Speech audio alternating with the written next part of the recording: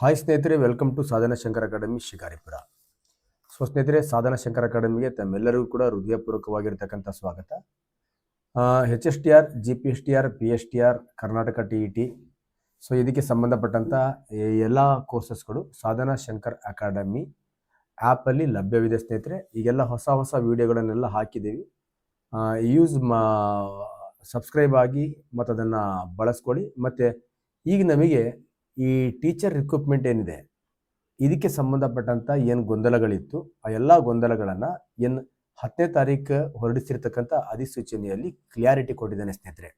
ಹಾಗೆ ಏನೆಲ್ಲ ಕ್ಲಿಯಾರಿಟಿ ಕೊಟ್ಟಿದ್ದಾನೆ ನೋಡಿ. ಅದಕ್ಕೆ ಎಂಟ್ರಿ ಆಗೋ ಮುಂಚೆ social science, next biological science, next maths science and PSTR, ಇದಕ್ಕೆ ಸಂಬಂಧಪಟ್ಟಂಥ ಎಲ್ಲ ಕೋರ್ಸಸ್ಗಳಿಗೆ ಜಾಯ್ನ್ ಆಗಿ ತುಂಬ ಕಡಿಮೆ ದರದಲ್ಲಿದೆ. ಮತ್ತು ಮ್ಯಾಕ್ಸಿಮಮ್ ಕ್ಲಾಸಸ್ಗಳನ್ನು ಅಲ್ಲಿ ಈಗ ನಾವು ನಿಮ್ಮ ಜೊತೆಗೆ ಶೇರ್ ಮಾಡ್ತಾ ಬರ್ತಿದ್ದೀವಿ. ಈಗ ನಮಗೆ ಎಕ್ಸಾಮ್ ಕ್ಲಿಯಾರಿಟಿ ಬಂದಿರೋದ್ರಿಂದ ಈಗ ಯಾವುದು ಕೂಡ ನಾವು ಡಿಸ್ಕ್ರಿಪ್ಟಿವನ್ನು ಹಾಕಲ್ಲ. ಕ್ಲಿಯರ್?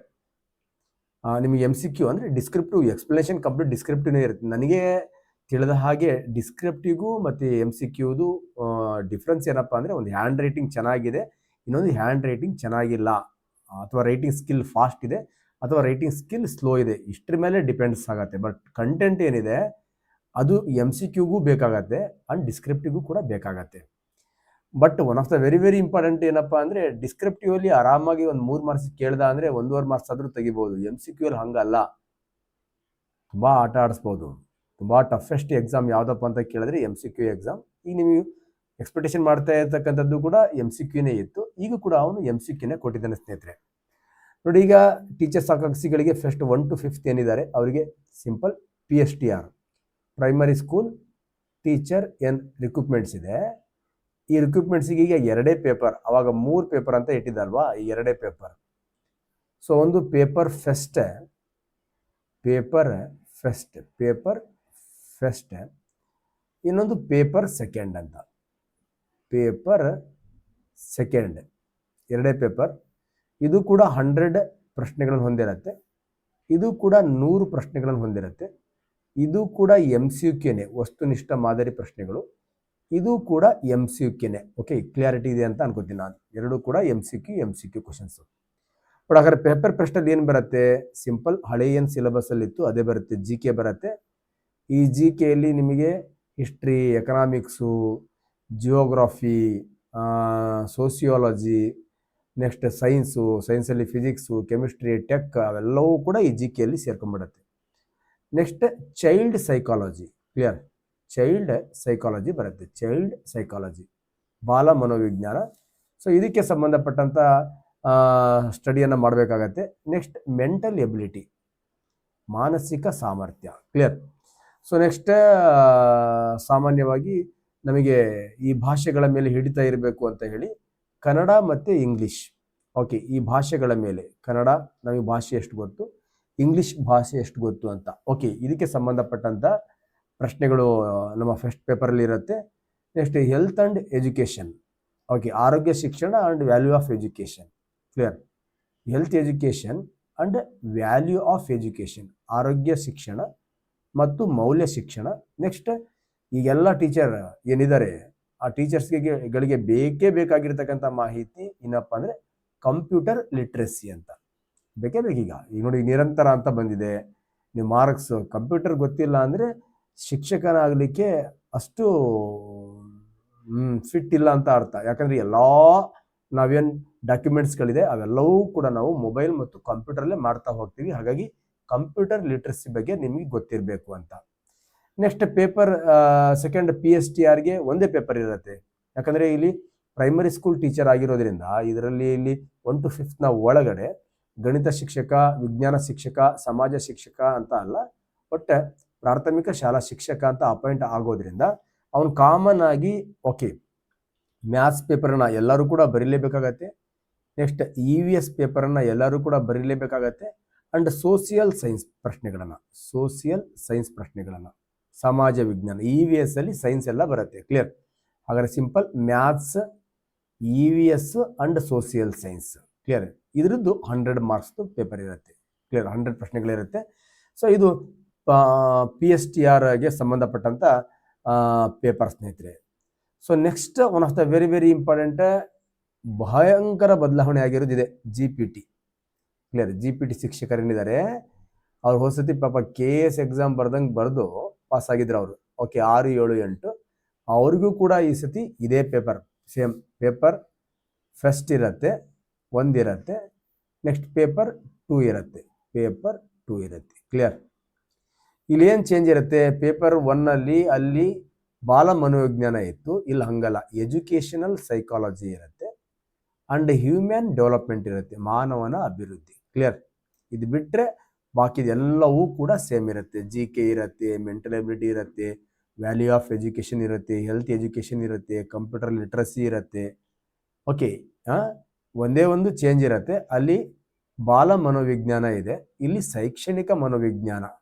ಕಂಪ್ಲೀಟ್ ಆಗಿ ವಾಮದೇವ್ ಓಪನ್ ಬುಕ್ಕನ್ನು ಓದಬೇಕಾಗತ್ತೆ, ಕಂಪ್ಲೀಟ್ ಆಗಿ ಕೊಂಗುವಾಡನ್ ಬುಕ್ಕನ್ನು ಓದಬೇಕಾಗತ್ತೆ, KM ಸುರೇಶದ ಬುಕ್ಕನ್ನು ಓದಬೇಕಾಗತ್ತೆ. ಸೊ ಇದು ಒಂದು ಚೇಂಜ್. ಮತ್ತು ಇಲ್ಲಿ ಆಯಾ ಸಬ್ಜೆಕ್ಟ್ಗೆ ಅನುಗುಣವಾಗಿ ಇಲ್ಲಿ ಬದಲಾವಣೆಗಳಾಗತ್ತೆ ಇಲ್ಲಿ. ಕ್ಲಿಯರ್? ಎಕ್ಸಾಂಪಲ್, ಈಗ ಸೋಷಿಯಲ್ ಸೈನ್ಸ್ ಅಂದಮೇಲೆ ಆ ಸೆಕೆಂಡ್ ಪೇಪರಲ್ಲಿ ಏನು 100 ಮಾರ್ಕ್ಸ್ ಇರುತ್ತೋ ಆ 100 ಪ್ರಶ್ನೆಗಳಿಗೆ ಎಲ್ಲವೂ ಓದಬೇಕಾಗತ್ತೆ. ಅವರು ಜಿಯೋಗ್ರಫಿ ಓದಬೇಕಾಗತ್ತೆ, ಹಿಸ್ಟ್ರಿ ಓದಬೇಕಾಗತ್ತೆ, ಪೊಲಿಟಿಕಲ್ ಸೈನ್ಸ್ ಓದಬೇಕಾಗತ್ತೆ, ಎಕನಾಮಿಕ್ಸ್ ಓದಬೇಕಾಗತ್ತೆ, ನೆಕ್ಸ್ಟ್ ಬ್ಯಾಂಕಿನ ವ್ಯವಹಾರಗಳ ಬಗ್ಗೆ ಓದಬೇಕಾಗತ್ತೆ. ಓಕೆ, ಇವೆಲ್ಲವೂ ಕೂಡ ಅವರು ಓದಬೇಕಾಗತ್ತೆ. ಯಾವುದು? ಸೆಕೆಂಡ್ ಪೇಪರಲ್ಲಿ. ಇದೇ ಸೆಕೆಂಡ್ ಪೇಪರಲ್ಲಿ ಮ್ಯಾಥಮೆಟಿಕಲ್ ಸೈನ್ಸ್ ಅಂದರೆ ಅವರು ಮ್ಯಾಥ್ಸ್ ಮತ್ತು ಫಿಸಿಕ್ಸನ್ನು ಓದಬೇಕಾಗತ್ತೆ. ಎಷ್ಟು ಮಾರ್ಕ್ಸಿಗೆ? ಸೇಮ್. ಎಷ್ಟು ಪ್ರಶ್ನೆಗಳಿಗೆ? 100. ಇದು ಕೂಡ OMR ಸೀಟಲ್ಲಿ ಯಾರಿಟ್ಟರು? ಚುಕ್ಕಿ. Clear? So next biological science ಅಂದಾಗ ಅವರು ಕೆಮಿಸ್ಟ್ರಿ ಮತ್ತು ಬಯೋಲಾಜಿಯನ್ನು, ಕ್ಲಿಯರ್, ಕೆಮಿಸ್ಟ್ರಿ ಮತ್ತು ಬಯೋಲಾಜಿಯ 100 ಕ್ವಶನ್ಗಳನ್ನು ರೆಡಿ ಆಗಬೇಕಾಗತ್ತೆ. ಕ್ಲಿಯರ್? ಕೆಮಿಸ್ಟ್ರಿ ಮತ್ತು ಬಯಾಲಜಿಗೆ ಸಂಬಂಧಪಟ್ಟಂಥ. ಕನ್ನಡ ಟೀಚರ್ ಅಂದಮೇಲೆ ಕನ್ನಡಕ್ಕೆ ಸಂಬಂಧಪಟ್ಟಂಥ 100 ಪ್ರಶ್ನೆಗಳು, ಇಂಗ್ಲೀಷ್ ಟೀಚರ್ ಅಂದಮೇಲೆ ಇಂಗ್ಲೀಷ್ಗೆ ಸಂಬಂಧಪಟ್ಟಂಥ ಭಾಷಾ ಆ ವಿಷಯಕ್ಕೆ ಸಂಬಂಧಪಟ್ಟಂಥ 100 ಪ್ರಶ್ನೆಗಳು, ಆ ವಿಷಯಕ್ಕೆ ಸಂಬಂಧಪಟ್ಟಂಥ 100 ಪ್ರಶ್ನೆಗಳು. ಕಂಪ್ಯೂಟರ್ ಶಿಕ್ಷಕರು ಅಂದಾಗ ಆ ವಿಷಯಕ್ಕೆ ಸಂಬಂಧಪಟ್ಟಂಥ 100 ಪ್ರಶ್ನೆಗಳು. One of the very very important. Next health and physical education, ಅವರು ಕೂಡ ಆ ಸಬ್ಜೆಕ್ಟ್ ಅಂದರೆ ಆ ವಿಷಯಕ್ಕೆ ಇದು ಕಾಮನ್. ಪೇಪರ್ 1 ಇದೆಯಲ್ವಾ, ಅದು ಕಾಮನ್.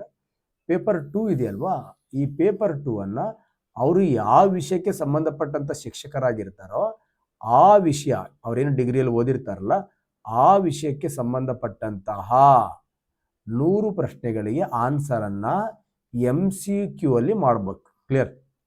ಬಟ್ ಹಳೆ ಪ್ಯಾಟರ್ನಲ್ಲಿ ಏನಿತ್ತು ಅಂದರೆ 50 MCQ ಇತ್ತು, 100 ಡಿಸ್ಕ್ರಿಪ್ಟಿವ್ ಇತ್ತು. ಮತ್ತು ಅದಲ್ಲ, 3ನೇ ಪೇಪರಲ್ಲಿ ಮತ್ತೆ 50 ಮಾರ್ಕ್ಸಿಗೆ ಕನ್ನಡ ಬರೀಬೇಕಾಗಿತ್ತು, ಮತ್ತು 50 ಮಾರ್ಕ್ಸಿಗೆ ಇಂಗ್ಲೀಷ್ ಬರೀಬೇಕಾಗಿತ್ತು. ಇಲ್ಲಿ 3ನೇ ಪೇಪರ್ ಕಂಪ್ಲೀಟ್ ಆಗಿ ತೆಗೆದಿದ್ದಾನೆ. 2ನೇ ಪೇಪರಲ್ಲೂ ಕೂಡ ಡಿಸ್ಕ್ರಿಪ್ಟಿವ್ ಇಲ್ಲ. ಹಳೆಯ ಎಕ್ಸಾಮ್ ಪ್ಯಾಟರ್ನ್ ಏನಿತ್ತು, HSTR ಎಕ್ಸಾಮ್ ಪ್ಯಾಟರ್ನ್ ಏನಿತ್ತು, ಅದೇ ಎಕ್ಸಾಮ್ ಪ್ಯಾಟರ್ನ ಇಲ್ಲಿ GPT ಕೂಡ ಕಂಟಿನ್ಯೂ ಮಾಡಿದ್ದಾನೆ ಸ್ನೇಹಿತರೆ. ಬಟ್ ಇವರಿಗೆ TT ಇರುತ್ತೆ. ಸೊ ನೆಕ್ಸ್ಟ್ HSTR ಏನಿದೆ, ನಮ್ಮ HSTR ಸಿಲೆಬಸ್ ತುಂಬ ಕಾಯ್ತಾ ಇರ್ತಕ್ಕಂಥ 8, 9 ಮತ್ತು 10 ಏನು ಟೀಚರ್ ಆಗ್ತಾರಲ್ಲ, ಸೊ ಇವರಿಗೆ HSTR ರಿಕ್ರೂಟ್ಮೆಂಟ್ ಏನಿದೆ ಇವರಿಗೂ ಸೇಮ್ ಪೇಪರ್ ಇರುತ್ತೆ. ಮತ್ತು ಏನು ಚೇಂಜಸ್ ಇಲ್ಲ. GPT ಅವರಿಗೆ ಏನು ಸಬ್ಜೆಕ್ಟ್ ಇರುತ್ತೋ ಅದೇ ಸಬ್ಜೆಕ್ಟ್ ಇರುತ್ತೆ. ಬಟ್ ಸೆಲೆಕ್ಷನ್ ಮಾಡೋ ಟೈಮಲ್ಲಿ GPT ಅವರಿಗೆ TET ಮಾರ್ಕ್ಸ್ ಆ್ಯಡ್ ಆಗುತ್ತೆ. ನೆಕ್ಸ್ಟ್ HSTR ಅವರಿಗೆ TET ಇಲ್ಲ. ಇದೊಂದು ಬಿಟ್ಟರೆ ಬೇರೆ ಏನು ಚೇಂಜಸ್ ಇಲ್ಲ. ಕ್ಲಿಯರ್? ಓಕೆ ಸ್ನೇಹಿತರೆ, ಎಲ್ಲರೂ ಕೂಡ ಭಗವಂತ ಒಳ್ಳೇದು ಮಾಡಲಿ. 2 ಪೇಪರ್ ಇರುತ್ತೆ, ಪೇಪರ್ 1 ಇರುತ್ತೆ, ಪೇಪರ್ 2 ಇರುತ್ತೆ. ಎರಡೂ ಪೇಪರು ಕೂಡ MCQ ಮಾದರಿಯಲ್ಲಿರುತ್ತೆ, MCQ ಮಾದರಿಯಲ್ಲಿರುತ್ತೆ. ಎರಡೂ ಪೇಪರಲ್ಲಿ 100 ಪ್ರಶ್ನೆಗಳಿರುತ್ತೆ, 100 ಪ್ರಶ್ನೆಗಳಿರುತ್ತೆ. ಆ 100 ಪ್ರಶ್ನೆಗಳನ್ನು ಹೊಂದಿರೋ ದೊಡ್ಡ ಬುಕ್ಲೆಟ್ ನಿಮಗೆ ಸಿಗುತ್ತೆ. 100 ಪ್ರಶ್ನೆಗಳನ್ನು ಹೊಂದಿರೋ ದೊಡ್ಡ ಬುಕ್ಲೆಟ್ ಸಿಗತ್ತೆ. ನೆಕ್ಸ್ಟ್ ನಿಮ್ಮ ಕೈಯಲ್ಲಿ 2 ಪೇಪರ್ 1ಗೆ 1 OMR ಇರುತ್ತೆ, 1 ಸೀಟ್ ಇರುತ್ತೆ, 1 OMR ಸೀಟ್ ಇರುತ್ತೆ.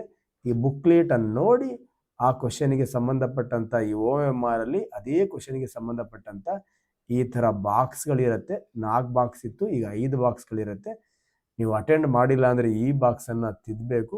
ಅಟೆಂಡ್ ಮಾಡಿದರೆ ಸರಿಯಾಗಿದೆ ಅಂದರೆ ಯಾವುದು ಸರಿನೋ ಅದನ್ನು ತಿದ್ದಬೇಕು.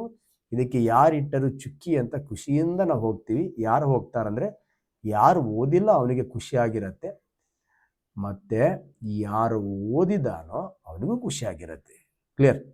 ಹಾಗಾಗಿ ನನ್ನ ಪ್ರಕಾರ ಡಿಸ್ಕ್ರಿಪ್ಟಿವ್ ಇದ್ದಿದ್ರೆ ಇನ್ನೂ ಚೆನ್ನಾಗಿರೋದು. ಯಾಕೆ ಡಿಸ್ಕ್ರಿಪ್ಟಿವ್ ಇದ್ದಿದ್ರೆ ಇನ್ನೂ ಚೆನ್ನಾಗಿರೋದು ಅಂದರೆ ಸಿಂಪಲ್, ಸ್ವಲ್ಪ ರೈಟಿಂಗ್ ಸ್ಕಿಲ್ ಇಂಪ್ರೂವ್ ಮಾಡಿಕೊಂಡು, ಅಥವಾ ಯಾರಿಗೆ ರೈಟಿಂಗ್ ಸ್ಕಿಲ್ ಇದೆ ಅದಕ್ಕಿಂತನೂ ಜಸ್ಟ್ ನಾವೇನು ಹೇಳ್ತೀವಲ್ವಾ, ಸರ್ ಎಷ್ಟು ಜನಕ್ಕಿದೆ ಪೇಪರ್ ಡೀಲ್ ಆಗಿಬಿಡೋದು ಬಿಡಿ ಸರ್ ಅಂತ, ಅದರ ಪ್ರಮಾಣಗಳೆಲ್ಲ ಏನಾಗೋದು ತುಂಬಾ ಸ್ವಲ್ಪ ಕಡಿಮೆ ಆಗೋದು.